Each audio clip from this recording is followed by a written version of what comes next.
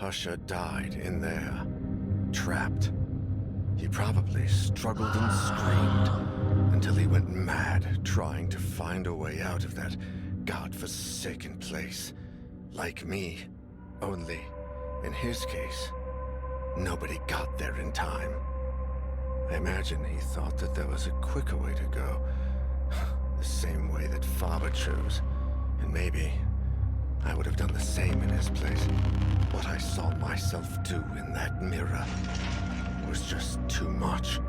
Is this what lies ahead? Maybe I already know it, but I'm trying to hide it from myself. Maybe deep down, I know it's a hideous omen of what the future has in store for me. Maybe I know that, like everyone who's come across that cursed box, I too will take my own life. That I would rather surrender to death than face whatever it is that lingers behind that infernal melody. I should burn the thing. Make that melody vanish from the face of the earth. But what about Ariadne? She's alive. What if only the box can stop this? I can't destroy it without knowing for sure. Maybe there's something in Legrand's diary. Oh God, I need to rest and gather my thoughts. I need to sleep. I can only hope the nightmares won't be as horrible as real life.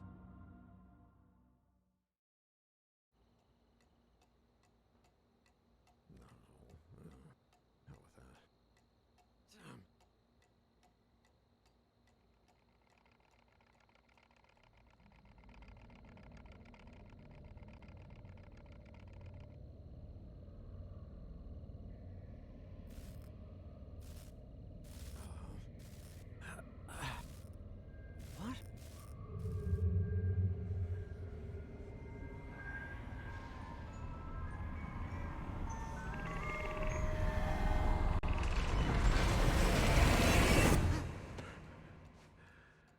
That place, that melody. God, I need to find something. There must be something here.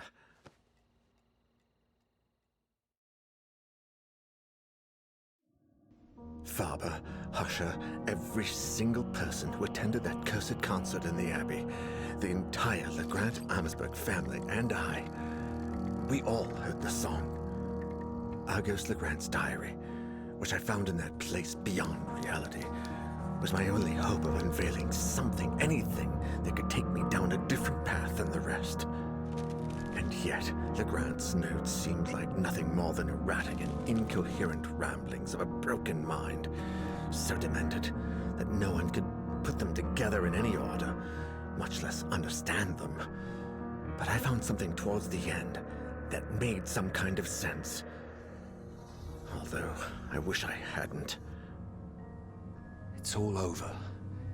Just a moment ago, like every night, the song was invading my dreams, grating incessantly. I woke up, soaked in sweat, and veiled by the shadows. Natalie was sleeping, but I was not. This time, it had to stop. I was hell-bent on destroying the source of that awful song. I went down to the basement and tore down the same wall I built myself. With each blow, I cursed the moment I decided to bring that melody into my home. I couldn't take it any longer. There she was, behind the wall. My wife, huddled in a corner, holding Elaine in her arms. I froze. If Natalie was there, what kind of diabolical creature was sleeping by my side? Monsters. All of them.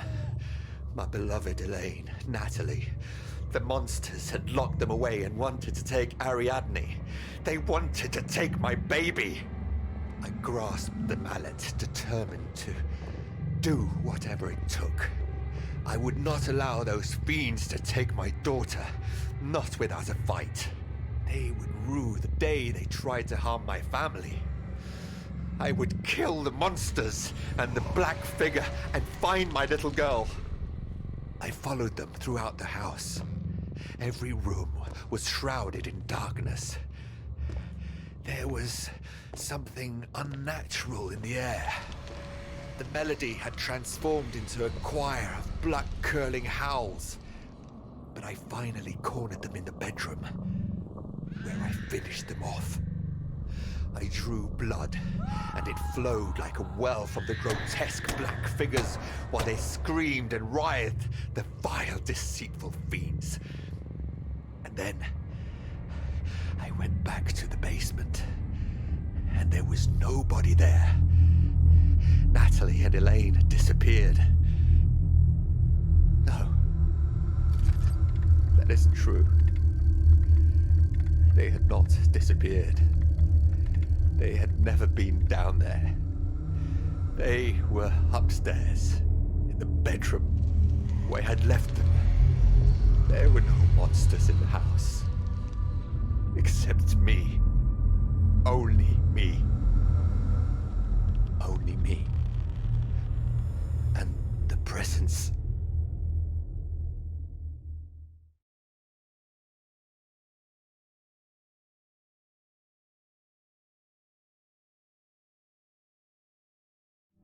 Oh my God.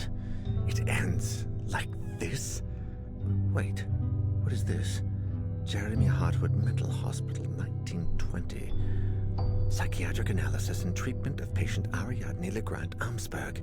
Dr. Berenice Prestegard. Oh Christ, I can barely stand up. I really need help with this.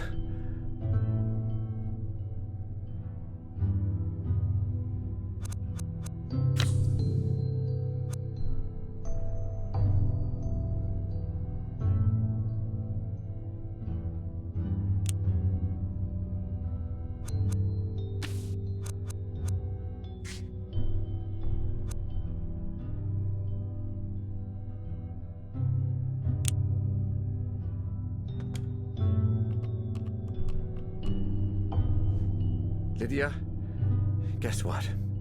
I need your help. I know, I'm very sorry for calling this late, but listen. I found something. It's only a small lead, but it mentions everything, and has the Jeremy Hartwood Hospital stamp on it. Yeah, that's the one. I know it's a bit far, but I think someone there, Dr. Berenice Prestegard, read this diary years ago and looked into this madness way before we ever did. It says 1920. There must be something left of her research. If I'm not mistaken, the hospital was abandoned shortly after World War I. So maybe everything is still there. Her notes, her files, something. No, I think I'm running out of time. I feel bloody exhausted. I can no longer tell the difference between reality and my hallucinations. I need you to look for something, anything, and call me. I know it's a lot to ask, but I don't want to end up like the rest. And something tells me I should visit Ariadne one last time. Yeah, take your cell and call me if you find anything. As soon as I find out what Dr. Prestegard was investigating, I'll drive over to the LeGrand Amsberg mansion. Yeah, good luck to you two. And thanks.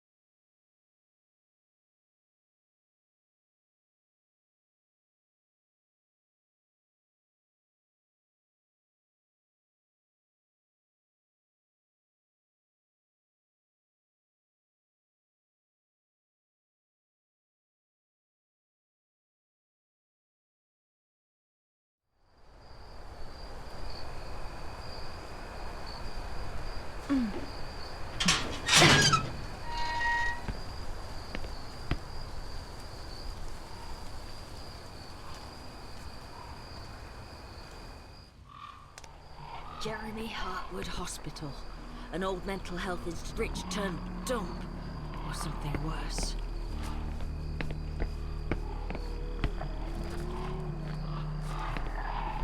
I should take a look at that old power generator. Well...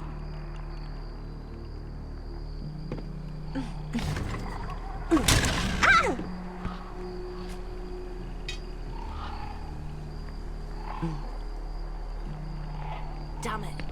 I think I overdid it.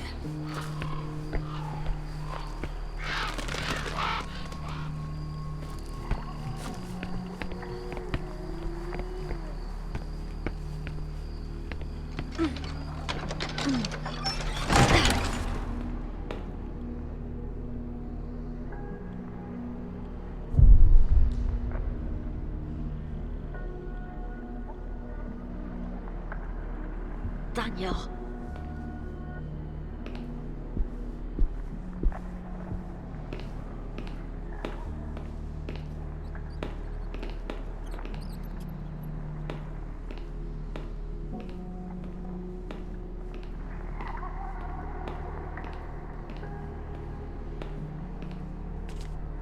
Huh. Oh.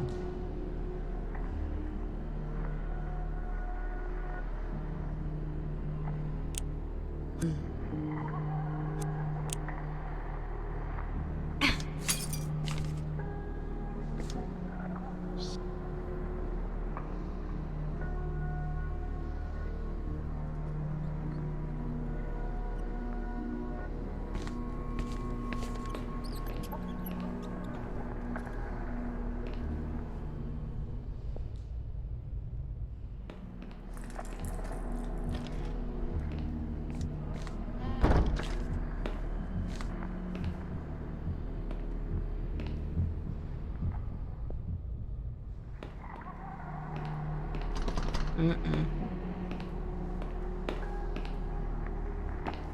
Well.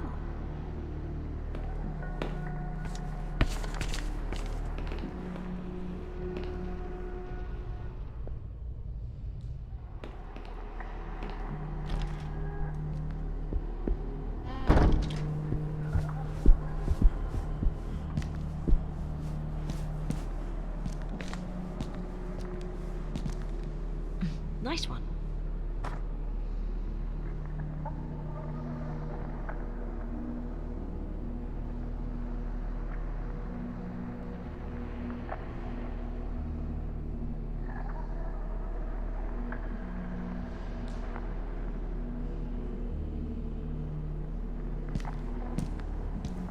There's something on the table.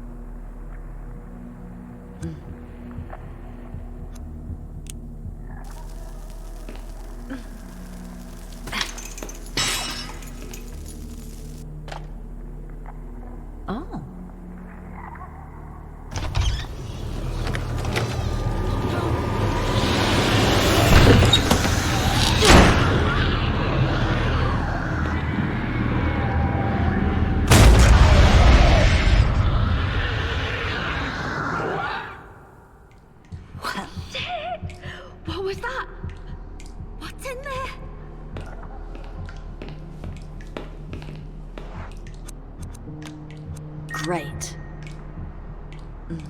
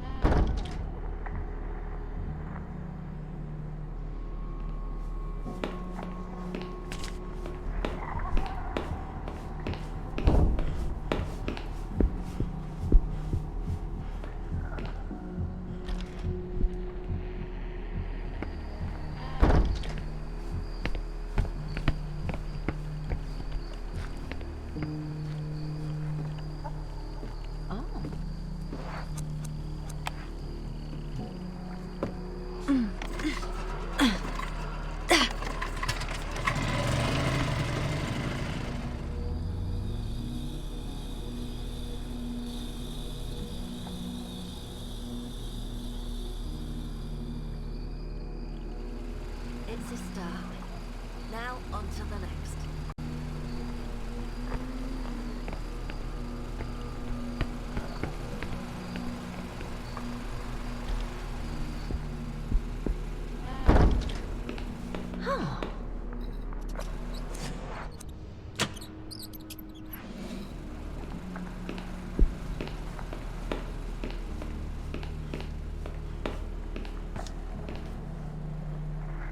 Blast.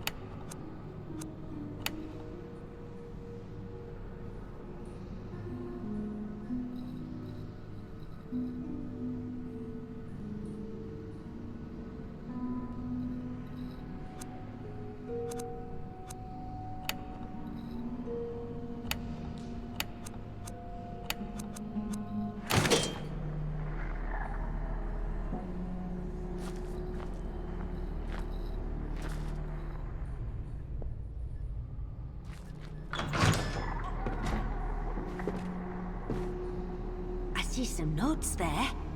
Let's have a look. Ah, Dr. Baroness Prestigard. It's a good start. Today's session with Ariadne was, by far, the most productive to date. Not because of the conversation, for her mind continues to adhere to the usual extravagant patterns, but because today she asked to get her things back, which led me to a surprising discovery. Down in the storage room, I was convinced I would not find any of the belongings taken from her when she was admitted, but there was nothing further from the truth. There was a diary and a music box. After handing the box to Ariadne, I quickly browsed through the diary, which apparently belonged to her father, and that's where it gets interesting. After years of researching paranormal phenomena, Argus Legrand's investigation led him to the Abbey of St. Cecilia, where a cursed concert had supposedly taken place. After spending a considerable amount of money, he got his hands on the only remaining sheet music from the concert and convinced an acclaimed musician to play the music one more time. The new cursed concert would take place on a steamer that would sail down the Rhine a few weeks later, and both Legrand and his assistants would be there to contemplate the true effects of the song. After the concert, the tycoon wrote the following in his diary. "Those ignorant, illiterate fools. I can only laugh at their curse and their stupidity. The only misfortune that damn song has brought is a hole in my bank account. Alas, at least I take the melody with me. I will have it recorded and play it each day for my family. Ha! Those drunk, lazy bastards. Their misfortune was caused by their own stupidity and bad blood. Wanting to put the blame on a song is yet another sample of their total lack of culture." Argus Legrand never knew that the steamer suffered a strange accident just hours after he got off that killed everyone on board. And yet his thoughts on the melody eventually changed. They did indeed change. I can't believe it. Daniel wasn't exaggerating. This is much worse than I ever imagined.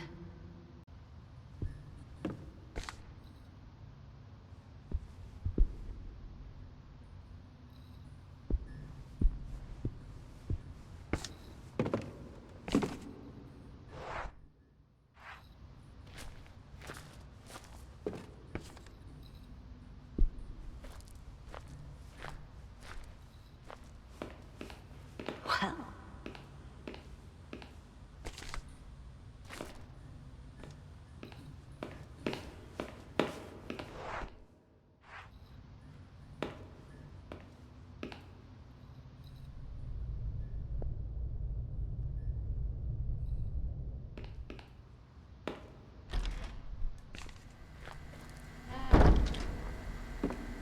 oh.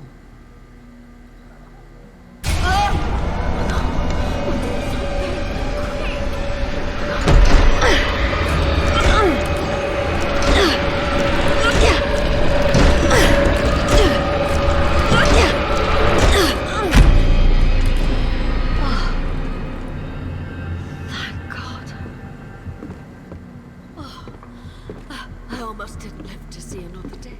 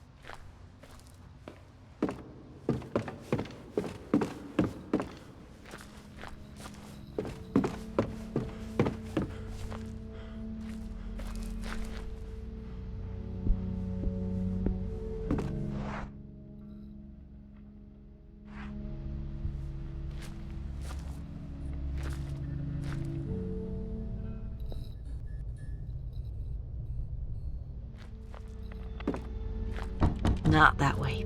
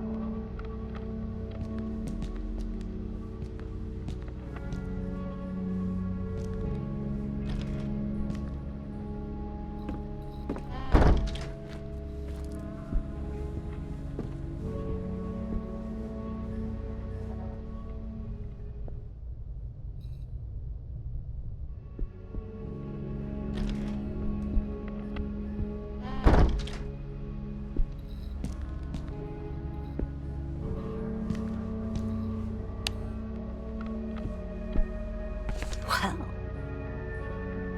Oh.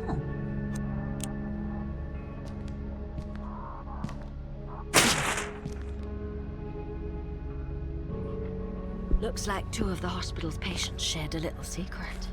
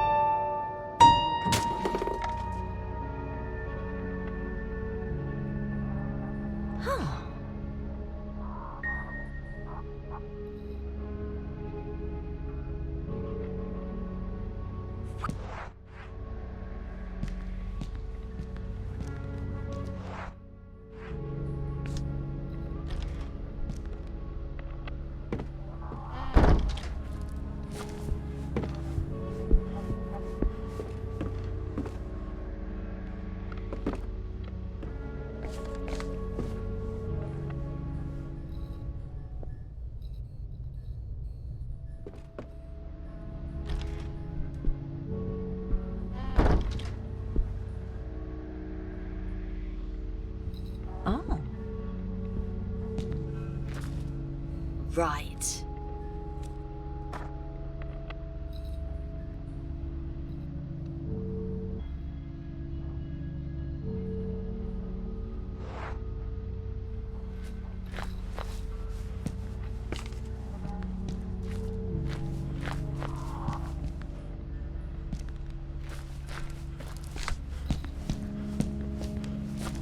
Well.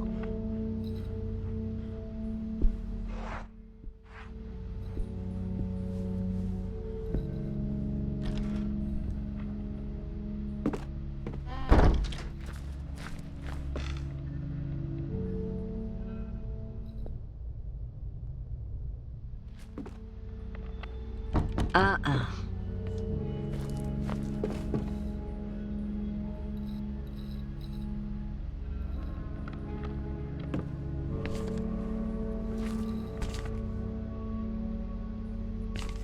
Shit.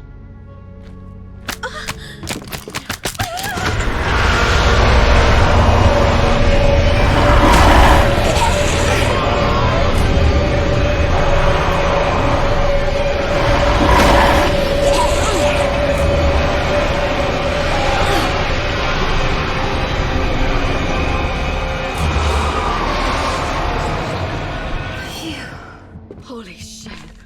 That was a close call.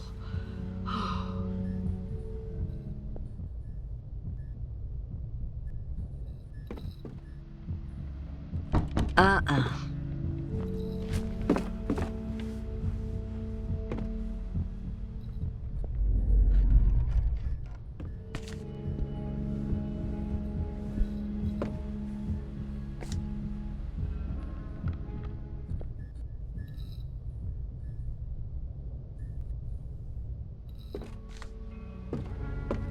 Not that way.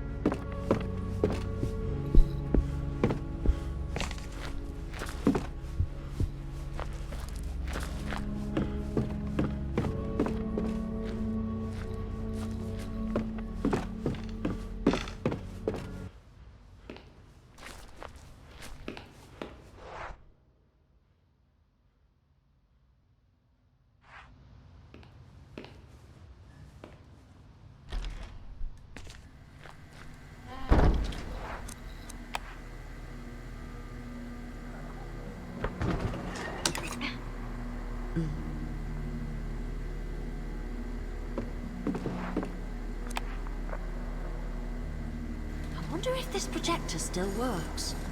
We'll soon find out.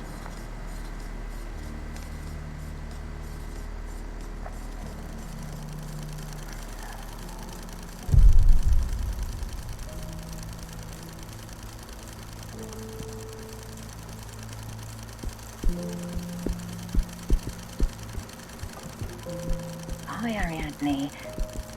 How are you? Do you feel like talking today?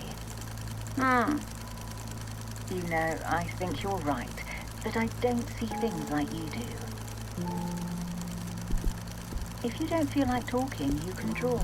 Whatever comes to you first.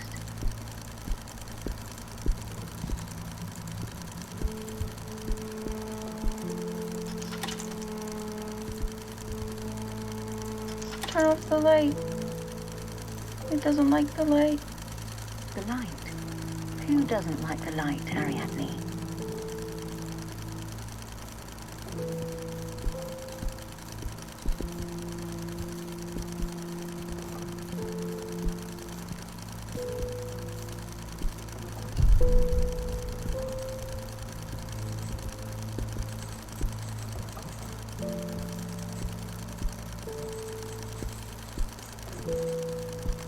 Who is that old lady? It's me. We can listen to your box if you want. Sometimes I hear you playing it when I pass by your room.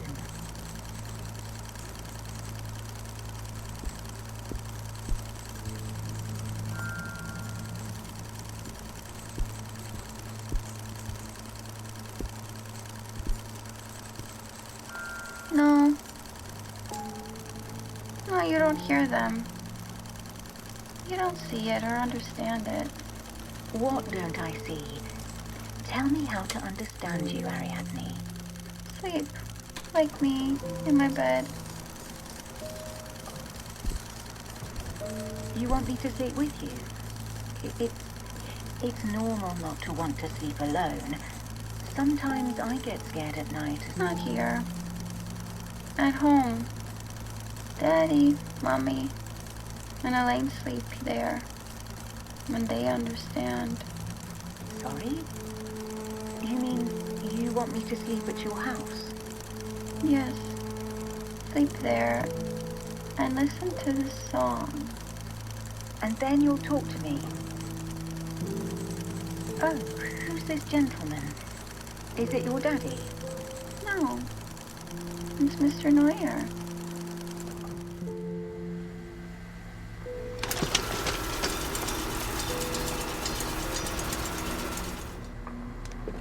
Wait. What did she say? Mr. Neuer? Daniel? How is that even possible? That recording is almost 80 years old.